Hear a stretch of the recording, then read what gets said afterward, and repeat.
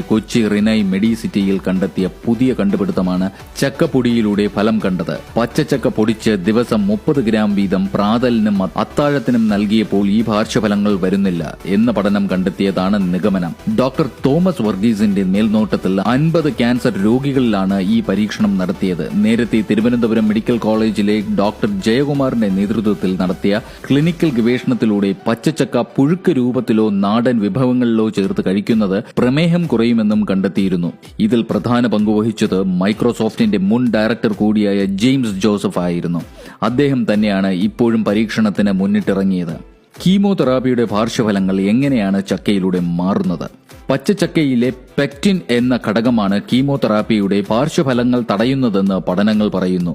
പഴങ്ങളിൽ നിന്നും വേർതിരിച്ചെടുക്കുന്ന രാസപദാർത്ഥമായ പെക്റ്റിന്റെ സമൃദ്ധമായ സ്രോതസ്സാണ് ചക്ക. ദ്രവമിശ്രിതം കുറുക്ക് രൂപത്തിലാക്കി ജാം, ജെല്ലി തുടങ്ങിയവ തയ്യാറാക്കുന്നതാണ് സാധാരണയായി പെക്റ്റിൻ ഉപയോഗിക്കുന്നത്.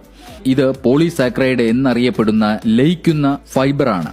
പോഷകമൂല്യമേറിയ ഫലമാണ് ചക്ക. ശരീരത്തിന് ആവശ്യമായ ജീവകങ്ങളും മൂലകങ്ങളും നാരുകളും അടങ്ങിയ പോഷക സമ്പന്നമായ നാടൻ വിഭവമാണ് ചക്ക. ഇതിലെ പോഷകമൂല്യങ്ങളുടെ സാന്നിധ്യം പലതരത്തിലുള്ള ജീവിതശൈലി രോഗങ്ങളെയും തടയും.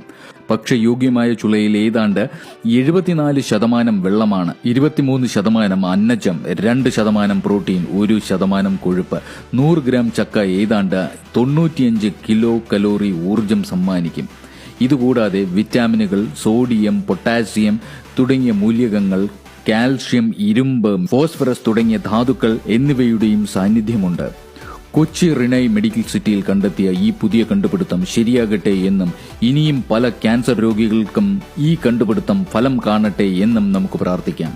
ഈ കണ്ടെത്തൽ 100% രോഗികൾക്കും ഫലപ്രദമെന്ന് തെളിഞ്ഞാൽ ഇതൊരു ചരിത്ര നേട്ടം തന്നെയായിരിക്കും. കീമോതെറാപ്പിയിൽ നിന്നും വേദന അനുഭവിക്കുന്ന ഓരോ ക്യാൻസർ രോഗിക്കും ഇത് ഒരു വലിയ ആശ്വാസം തന്നെയായിരിക്കും. ഈ വിലപ്പെട്ട അറിവ് നിങ്ങളുടെ സുഹൃത്തുക്കൾക്കും പ്രയോജനപ്പെടട്ടെ. ഈ വീഡിയോ ഷെയർ ചെയ്യൂ.